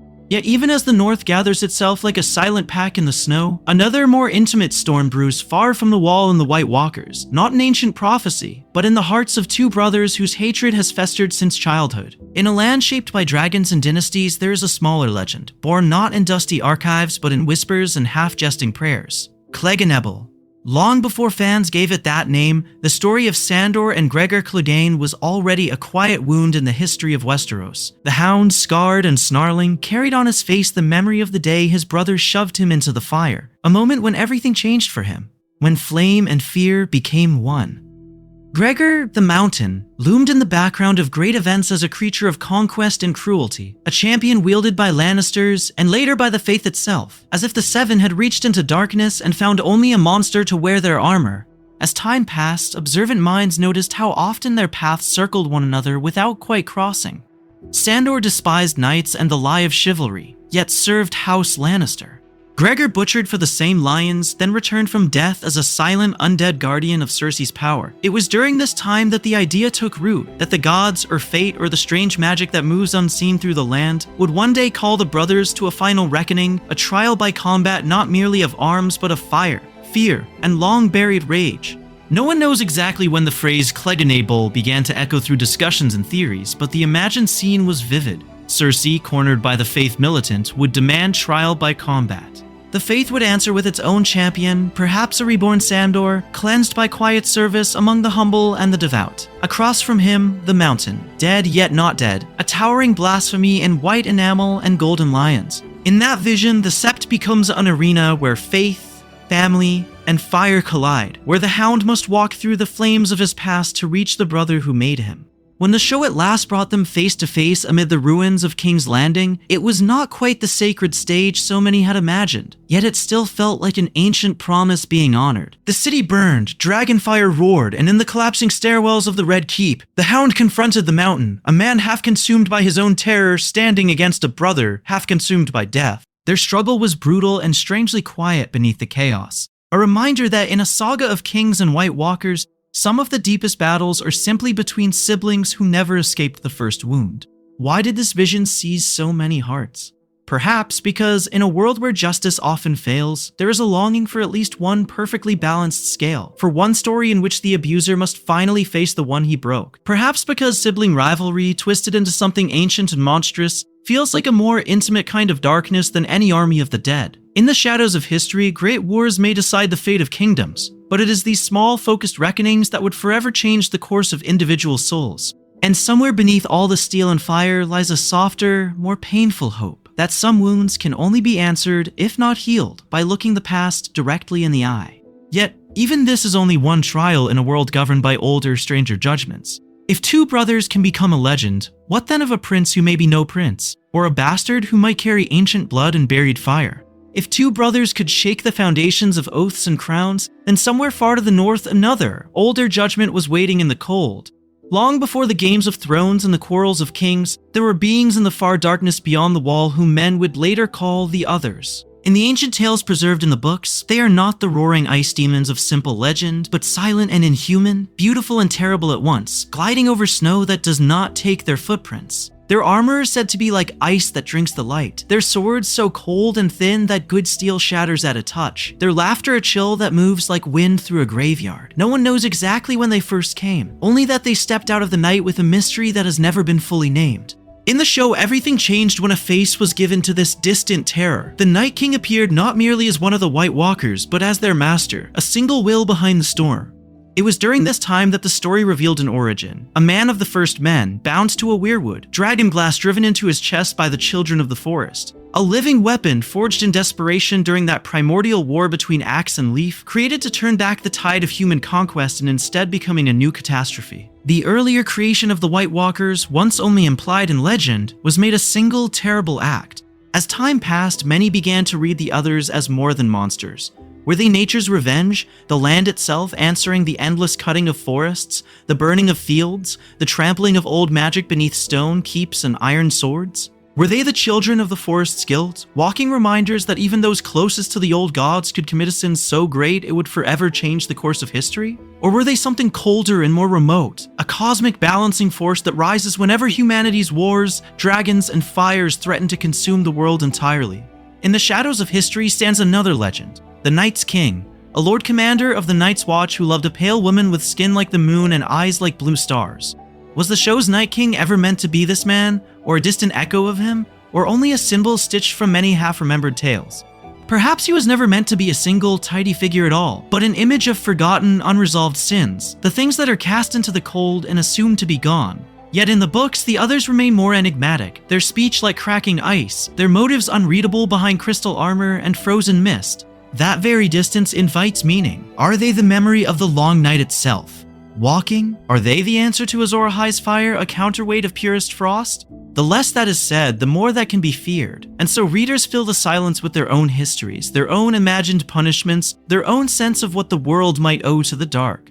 Somewhere between these visions, weapon and warning, villain and balance, waits the next turning of the age, when ice, fire, and prophecy will meet once more. Somewhere between these visions, another story waits in the half-light of prophecy, where names blur and destinies overlap like shadows on ancient stone. In this quiet place of omens and unanswered prayers, the tale of Azor Ahai reborn and the prince that was promised rises again, as persistent as the turning of the seasons and as uncertain as the first snowflake on warm ground. Long before the banners of Baratheon and Lannister flew above King's Landing, red priests in distant lands whispered of a hero who would stand against the darkness. The prophecy speaks of one reborn amid salt and smoke who will wake dragons from stone and who will draw a burning sword to face the night. It tells of the figure bound to the coming of the long winter, when the White Walkers stir and the world remembers that the long night was not a children's tale, but a wound in history that never fully healed. In the north, attention gathers around Jon Snow, the quiet bastard who is no bastard at all. His hidden Targaryen blood, born of Rhaegar and Lyanna, ties him to the Dragon Lords of old, even as his Stark upbringing roots him in the hard, cold land of the First Men. It was during this time that his watch at the wall placed him directly where ice and ancient magic meet, among black brothers sworn to hold back what waits in the frozen dark. When Jon is murdered and then pulled back from death, breath shuddering into a body that had gone still, how could the faithful of R'hllor not see resurrection where others saw only mystery? Is this not a man of both ice and fire standing at the very edge of the world? Far away, across the narrow sea, Daenerys Targaryen walks another path through flame. Everything changed when she stepped into Drogo's funeral pyre, wrapped in smoke and salt tears, and emerged unburnt with 3 living dragons clinging to the blackened stones. In that single night, she woke dragons from stone and would forever change the course of Westeros. Even before her sails cut across the water, her titles pile up like the ruins of Valyria: Stormborn, Mother of Dragons, Breaker of Chains, a would-be savior who dreams of peace yet brings conquest and fire in her wake. If any figure seems forged to bear a burning sword, is it not the last scion of a dragon dynasty reborn in the heart of the flames? Yet, as time passed and visions multiplied, doubts crept in. Some maesters and mystics whisper that the prophecy has been misread, that translation and zeal have twisted a symbol into a single name. Others suggest that both Jon and Daenerys embody fragments of the role, that the Song of Ice and Fire is not a solo but a duet. And in the shadows of history, a quieter thought lingers. What if Azor Ahai is not one person, but the convergence of many choices, many sacrifices, many small acts of courage, standing together against the dark? Perhaps the true magic lies not in a lone destined savior, but in the way countless lives, noble and lowborn, living and long dead, weave together into one long, unfinished song. In that song, the next note may already be stirring in forgotten bloodlines, in old gods and new flames, waiting for the world's longest winter to truly begin. And in that unfinished song, three great chords rise again and again, shaping the music of Westeros: wolf, lion, and stag, Stark and Lannister and Baratheon, houses of power bound to the ancient magic and the mortal frailty of this land. Long before dragons cast their shadows over King's Landing, the Starks of Winterfell kept a quieter vigil in the cold north. Their strength not in splendor, but in memory. Their words, "Winter is coming," are more than a warning of snow. They echo the long night, the White Walkers, and the first men who once bled and prayed beneath weirwoods. In the deep crypts of Winterfell, stone kings and queens lie in endless rows as if the dead themselves are standing watch. No one knows exactly when those tunnels first began, or how far they truly run beneath the earth. But everything changed when readers began to wonder, do those statues guard only bones or secrets as well? Some whisper that hidden heirs sleep in those shadows, that the truth of R+L=J was only the first thread, and that other forgotten branches of the Stark line may yet matter. Others speak of the Great Northern Conspiracy, of lords bound by old gods and older oaths, moving slowly, patiently as time passed to restore a true Stark to Winterfell. In these theories, House Stark becomes the memory of the world itself, carrying in its blood the pact with the children of the forest. The quiet knowledge that the real war is not for a throne of swords, but for survival against the darkness. Far to the south, in golden halls where the old god's whispers seldom reach, House Lannister shines like the sun on polished metal. Their official words, "Hear me roar," promise power and dominance, while the more famous saying, "A Lannister always pays his debts," turns gold into a kind of magic, a currency of fear and obligation. Yet behind that brilliance lie fractures. A proud lord who cannot command respect, a queen driven by prophecy and terror, a son who kills the father that made him. How many debts are still unpaid in the shadows of history?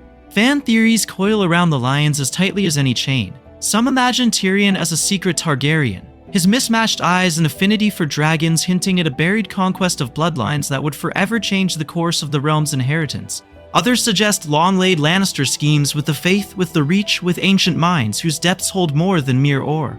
In these visions, the gold of Casterly Rock is a mask hiding a house afraid of its own doom. Then there is House Baratheon, stormborn upon the eastern coasts, its crowned stag sigil caught forever between flight and charge. It was during this time that Robert's rebellion rose like a tempest, toppling dragon lords and ending centuries of Targaryen rule. Robert's hammer shattered the royal line, but his reign showed how quickly mortal kingship can decay. From victorious warrior to weary drunk, from beloved usurper to absent ruler whose death opens the door to chaos. Theories linger here as well. Was Stannis, with his hard justice and burning faith, ever truly the rightful king, or only another piece moved by red magic and Azor Ahai prophecies? Did Renly's easy charm hint at a different, softer future that history itself rejected? Some suggest that distant Baratheon cadet branches, or bastards born in storms, may yet rise, their blood tying back to older, forgotten lines. Together, these houses feel less like simple banners and more like living myths. The Starks hold the memory of ice and the old gods. The Lannisters embody the glittering, dangerous lure of power, and the Baratheons show how quickly conquest turns to decline. Each carries a fragment of the larger tale, of fire and shadow, of crowns and crypts, of the terrible cost of ruling in a land where ancient magic still stirs beneath the soil. And somewhere beyond them all, other sigils wait their turn in the tapestry, ready to step forward as the song grows darker, and the last great game draws near. And beyond the roaring stags and golden lions, other banners rise in the soft half-light of the south and the sea, each carrying its own ancient weight of memory and ambition. In the gardens of the Reach, beneath the blazing sun of Dorne and upon the cold, salt-lashed rocks of the Iron Islands, quieter powers move, patient and persistent, shaping the history of Westeros from the edges of the board. House Tyrell stands first among these, a house that grew not from conquest but from service. Long before their rose crowned the Reach, the Tyrells were stewards of Highgarden, servants of House Gardener, tending fields and feasts rather than ruling from the high seat. Everything changed when Aegon the Conqueror burned the last Gardener King upon the field of fire, turning an ancient line to ash in a single afternoon. It was during this time that the Tyrells, quick to bend the knee and offer the keys of Highgarden, were raised from caretakers to lords. Gardeners turned kings in all but name. Their power would forever change the course of southern politics, not through open war, but through marriages, alliances, and the soft pressure of grain and gold. As time passed, whispers grew of secret pacts sealed in candlelit solar chambers, of hidden promises woven through tourneys and betrothals. Were there older oaths, some wonder, tying Tyrell fortunes to Targaryen restoration, or to the faith of the Seven itself? No one knows exactly when their reputation for subtlety hardened into near myth, but in the shadows of history, the Reach is rarely as peaceful as its green fields suggest. Far to the south, across burning sands and along the Red Mountains, House Martell remembers a different story and a different wound. Their blood carries the legacy of the Rhoynar, that proud river people who fled Valyria's dragons and crossed the sea under Nymeria's command. In Dorne, her union with Mors Martell fused Andel, First Men, and Rhoynar into a culture that bowed to no outside crown. When the Targaryens came, Dorne resisted fire and steel, surviving by patience, guerrilla war, and careful diplomacy rather than by open surrender. That same patience lingers after Elia Martell's murder during Robert's Rebellion, a quiet, simmering desire for justice that never truly cools. In the water gardens and shadowed halls of Sunspear, tales speak of long memories, of hidden letters, of Dornish plots that wait decades to bloom. Did Doran Martell plan to raise dragons again through marriage and alliance? Were there secret compacts with exiled Targaryens? Promises made beneath star-strewn Dornish skies? The mystery of Dorne lies not in loud declarations, but in what is left unsaid. Across the sea wind and storm, the Iron Islands tell a harsher tale.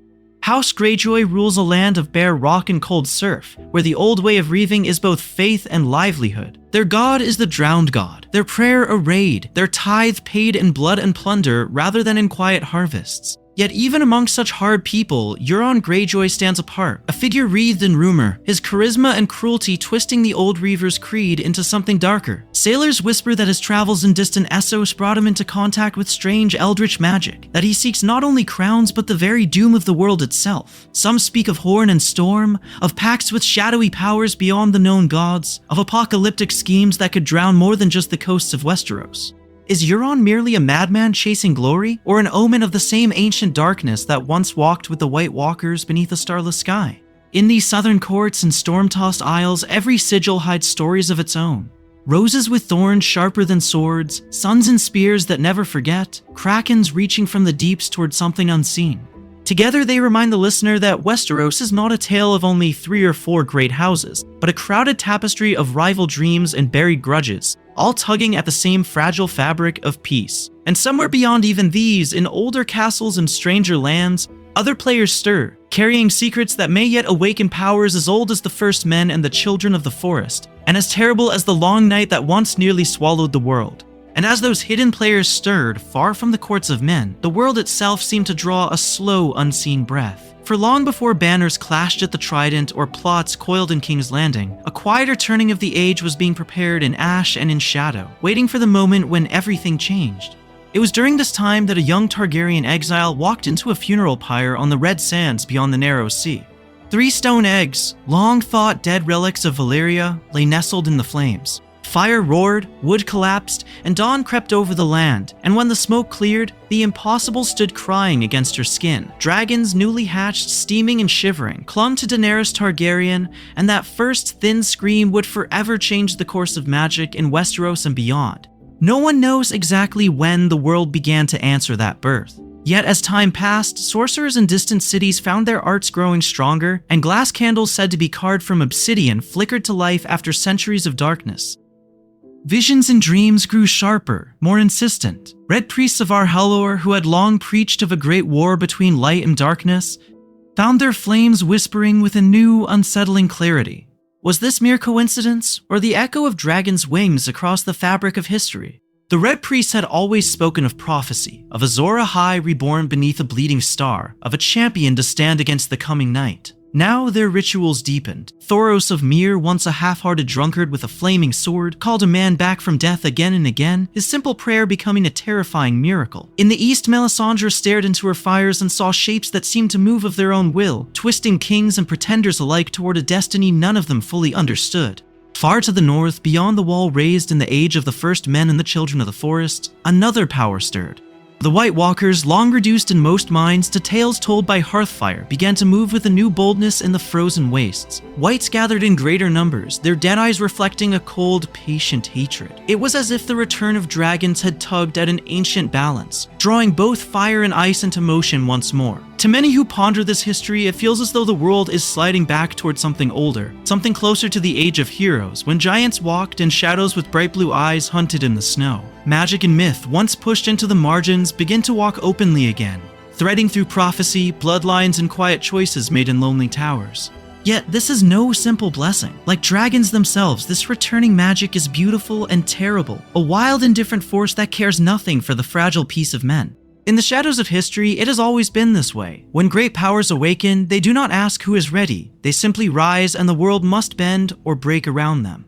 And as these great powers rise once more, they do not awaken into an empty age. They stir in a land already haunted by its own reflection, where every new choice is made beneath the weight of old stories, and every step forward echoes footsteps taken long before. On the wall, Jon Snow stands in that echo. Raised on old Nan's tales of the long night, of White Walkers gliding through the darkness, he carries memories that are not truly his, fragments of an ancient terror softened into children's stories. His brothers in black laugh at such legends, yet Jon listens when the dead begin to walk, when cold hands claw from the snow, because somewhere beneath the mockery those tales still burn like coals. It is during this time that his decisions to treat the wildlings as allies, to warn of the others, to break ancient vows of hatred, are guided less by orders and more by a half-remembered sense that this has all happened before, and that this time the wall must not fail. Far to the east, Daenerys Targaryen dreams in the language of Valyria. The lost freehold, the doom that would forever change the course of dragonkind, Aegon's conquest across the narrow sea. These are not distant chronicles to her, but a mirror in which she searches for herself. She calls her war in Slaver's Bay a new beginning, yet she measures it against the burning of Harrenhal, the Field of Fire, the forging of a united realm. She seeks to repeat and to correct the past at once, to be a gentler conqueror, a breaker of chains instead of a maker of them, even as she only dimly grasps the full horror and splendor of Valyria's ancient magic. How much of her mercy and how much of her ruthlessness comes from chasing a story she has never truly seen? Between these living players stand the keepers of memory. Maesters in gray chains copy and recopy the chronicles, deciding which rebellions deserve a name and which vanish into ink. Septons preach the faith's version of history, smoothing away the blood and shadow that do not fit the Seven's light. Singers in smoky halls turn defeats into noble tragedies, turning men into legends and legends into comfortable lies. As time passed, each of these voices chose what to remember and what to forget, until even the truth of the first men, the children of the forest, and the White Walkers became a tapestry of rumor and reverence. In the gaps between these polished tales, another presence moves. Readers and watchers peer into the shadows of history, tracing cryptic lines about Azor Ahai, the prince that was promised, the hidden parentage of a quiet bastard, the strange bond between dragons and certain bloodlines. Fan theories rise where the official songs fall silent, asking what really happened at the Tower of Joy, what secrets sleep beneath Winterfell, what hand guides Bran's visions. Are these merely games, or are they an instinctive attempt to restore the mess and mystery that the Maesters scraped away?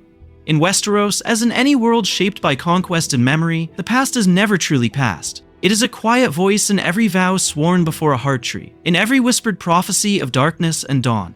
And as the story moves toward its final gathering night, those old voices grow louder, calling the living back toward destinies written long ago and never fully understood. Those old voices seem to fade for a moment into something softer, as if the land itself were drawing a long, slow breath. In the heart of the north, beneath a sky veiled with thin, wandering clouds, a godswood lies in quiet peace, its snow-dusted paths waiting, its ancient magic, listening in the darkness. The trees stand close together here, their black trunks and bare branches forming a patient watching crowd. Snow rests lightly on every limb, and each careful step sets off a gentle crunch, a slow, steady rhythm that echoes through the still air. A faint glow of moonlight filters through, pale and distant, catching on the frost on the old stone of low, half-buried walls, on the broken edge of a forgotten statue whose name fell away long before the first kings of Westeros were crowned. At the center of this quiet stands a weirwood, tall and pale as bone, its red leaves whispering softly in the night breeze. They rustle against one another with the hush of distant waves or the low murmur of a crowd in a hall where no one speaks aloud. The carved face in the trunk watches in silence, its eyes dark, its mouth a thin, solemn line, as if it remembers every vow, every prayer, every secret ever carried to it beneath the boughs. The air is cold, but not cruel. Each breath moves slowly in and out, clouding in front of parted lips, then fading away, as if the god's wood itself were inviting deeper, calmer breaths, letting the weight of histories and names settle. All the tales of the first men and the children of the forest, of white walkers and burning swords, drift down like snowflakes, light and unhurried, coming to rest on old bark and older stone, until even the fiercest conquest feels distant and softened. Here, the ruins are gentle things, a toppled column worn smooth by ages of wind, a fragment of a wall half swallowed by roots and moss. No one knows exactly when these were raised or who first walked beneath them, but everything changed when their builders vanished and the wild reclaimed their work. As time passed, the stones remained, quiet witnesses to passing seasons, to the rise and fall of banners, to the slow turning of history in the shadows of history. In this stillness, it becomes easy to sense that the stories themselves are like these trees and ruins, remnants of older ages still standing, still watching, even as new tales unfold around them. Each legend of Azor Ahai, each whispered theory of hidden bloodlines is another red leaf, another flake of drifting snow, settling onto the same enduring ground. Soon the path will lead back out of the God's Wood toward the wider land and its gathering darkness, toward questions of what all these memories might mean together. But for now, the weirwood only watches, and the snow only falls, and the night holds its breath, waiting for the next turning of the tale. Beyond the stillness of the God's Wood, the tale stretches outward, like roots beneath frozen earth, touching every age and every name in Westeros. Long before banners and crowns, the land itself learned the language of opposites: ice and fire, life and death, memory and forgetting, destiny and choice. Each era, each legend, each quiet theory whispered in the dark is another verse in that ancient song, another attempt to understand why the world is forever balanced on the edge between burning and freezing, between rising and falling. In the age of the first men and the children of the forest, ice and life stood against darkness and death, as the long night smothered the sky and the White Walkers advanced like living winter. But everything changed when dragons first cast their shadows over the world, and fire became its own answer to the dark. Aegon's conquest, Valyria's doom, even the dance of the dragons would forever change the course of how power and prophecy were understood. Yet the same pattern remained, great flames rising, then sinking into ash, leaving only stories behind. As time passed, those stories hardened into sigils, words, and quiet fears. Fan theories grow from that soil of fear and wonder. They are not only puzzles about who Jon's parents were, or whether Tyrion carries a trace of Dragon Lord blood, or if Bran once walked unseen through the very moments that shaped history. They are questions about identity and origin. Who belongs to which family, which god, which destiny? They ask whether a person is bound to the crimes and glories of ancestors, or whether a single choice like Azor Ahai's terrible sacrifice to forge Lightbringer can break the wheel of expectation. In the shadows of history, such questions echo more loudly than any answer. Characters stand where these echoes cross. Jon Snow lives between ice and fire, a Stark raised in the north with a Targaryen's hidden flame in his veins, torn between the Night's Watch's vows and the pull of a larger war. Daenerys walks from exile through conquest, dragons at her back, yet still haunted by the memory of a home she never knew. Bran drifts between past and present, life and something colder, touching the roots of the world's memory. Tyrion, born to Lannister gold yet never fully claimed by it, moves between houses, between stories, as if the land itself cannot decide his place. Are they fulfilling prophecies or quietly resisting them? Perhaps the Song of Ice and Fire is not a single battle, not one prince, not one long night or one red comet, but an uneasy harmony that never fully resolves. Ice remembers, fire forgets. Magic returns, darkness follows. The land seeks peace, yet conquest always stirs again. Let these thoughts drift like snowflakes and embers across a quiet mind, not demanding answers tonight, only humming softly at the edge of sleep. As the story continues its slow, patient turning toward whatever dawn waits beyond the dark. Yet even as ice and fire echo against one another, there remain pages in this ancient history that are still unwritten, margins left deliberately blank, questions that linger like mist along the wall. What in truth are the others who lead the White Walkers? A remnant of the children of the forest magic, a cold answer to the dragons of Valyria, or something older still, born long before either flame or leaf took root in Westeros? No one knows exactly when their purpose was first shaped or whether that purpose has quietly changed as time passed. The coming long night too lies in shadow. Tales promise a darkness that would forever change the course of the living world. Yet the final shape of that winter remains uncertain. Will it mirror the first endless night, when the first men and the children of the forest fought side by side with dragonglass and whispered spells? Or will it unfold in some quieter, stranger way, in visions, in broken oaths, in small choices made far from any battlefield? Prophecies murmur of Azor Ahai reborn, of a prince that was promised, of bleeding stars and salt tears. But everything changed when readers began to notice how often such promises fail. The fate of certain figures hangs suspended between lines, a one-eyed crow in the roots of a weirwood, a wolf-blooded girl lost in distant lands, a queen of ash and a king in the snow, each walking toward an ending that has not yet been set down. Some will not return, some may never have been what they seemed. In the shadows of history, the dead do not always stay dead, and the living do not always stay themselves. This uncertainty is no accident. George R.R. Martin builds a land of layered histories and unreliable narrators, where a maester's careful chronicle can contradict a wildling song, and where a half-remembered story told at a hearth may hold more truth than a royal decree. It was during this time that the world behind the story became as rich as the battles and coronations themselves. Lost Valyrian roads beneath the sea, hidden bloodlines whispered through House Stark and House Targaryen, quiet hints that resist any single simple answer. Between each book and between each episode of the show, fan theories rise to fill these open spaces. R+L=J, the notion of Tyrion as a Targaryen, the idea of Bran moving through time like roots through soil, the Great Northern Conspiracy coiled beneath Winterfell snow, all of these turn distant watchers into co-creators of meaning. The story continues not only on the page, but in late-night conversations, careful rereads, and slow, thoughtful speculation. Is the wall only ice, or also memory and binding spell? Is a dragon merely a beast, or a question with wings? There is a quiet comfort in accepting that not every riddle must be solved before sleep. Some tales are meant to be carried for years, turning gently in the mind, their edges softening, their mysteries deepening rather than closing.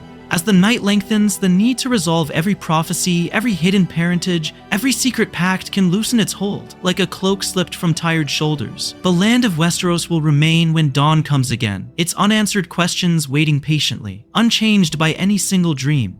Yet ahead, in the oldest stories of fire and blood, lies one more chain of events that may hold the key to many of these silences. A saga of dragons and doom whose echoes still shake the present, and whose final truth has not yet been fully revealed. A saga of dragons and doom whose echoes still shake the present, and whose final truth has not yet been fully revealed. As time passed within this quiet telling, the path wound from the first men and the children of the forest, through the ancient darkness of the long night, and into the high burning skies above Valyria and the Targaryen conquest. One by one, the great turning points of Westeros unfolded in a slow procession.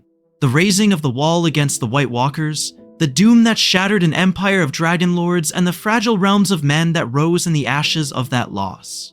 There were moments when everything changed, when a single vision or decision would forever change the course of history. Daenys the Dreamer seeing Valyria's fall, Aegon standing on the Blackwater shore as dragons circled overhead, Bran Stark beneath the red leaves of a weirwood, listening to a magic as old as the land itself. In the shadows of history, hidden heirs and secret vows whispered beneath tourney tents, and in lonely towers shaped the fates of houses that believed themselves secure. Along the way, the great prophecies and legends drifted past like slow-moving stars. Azor Ahai and Lightbringer, the prince that was promised, the three heads of the dragon, the last hero walking through endless snow. No one knows exactly when myth becomes memory, or where truth ends and the dreams of maesters and singers begin, yet the questions remain, gentle and unresolved. Could Rhaegar's love for Lyanna have reshaped the line of kings? Might a dwarf with mismatched eyes carry the blood of old Valyria? Did a broken boy in the north touch the distant past and nudge it ever so slightly toward another path? Now the night's journey rests. The great houses and their secrets grow still. Dragons no longer roar over Blackwater Bay, but glide quietly through thought. Snow settles once more on Winterfell's walls, soft and untroubled. A lone figure stands upon the wall, cloak stirring in the cold, watching the white silence beyond, while the last embers of ancient battles fade to a dull, comforting glow in the mind. Whether eyes remain open or drift half shut, this long road through lore has been walked together in calm and quiet steps. These tales of conquest and mystery, of darkness and fragile peace, can linger at the edges of awareness or slip away like distant campfires seen from a high hill at midnight. On another night, other paths through this world may call. The free cities across the narrow sea, with their temples and coin and shadows. The faceless men in the House of Black and White, gathering names in the stillness. The tangled histories of single houses and single battles, traced slowly, patiently, until every banner and blade feels known. For now, the world of ice and fire grows hushed. The forests where the children of the forest once walked are dark and calm. The castles of Westeros stand quiet in the starlight, and far to the north the wall rises, immense and unmoving, its ancient magic drowsing but unbroken. Torches along its height gutter and dim one by one until only the pale gleam of the stars remains. The land holds its breath in a deep, watchful sleep, and as the great wall keeps its silent vigil, the mind can drift down into the same stillness, resting untroubled until another dawn and another story slowly begins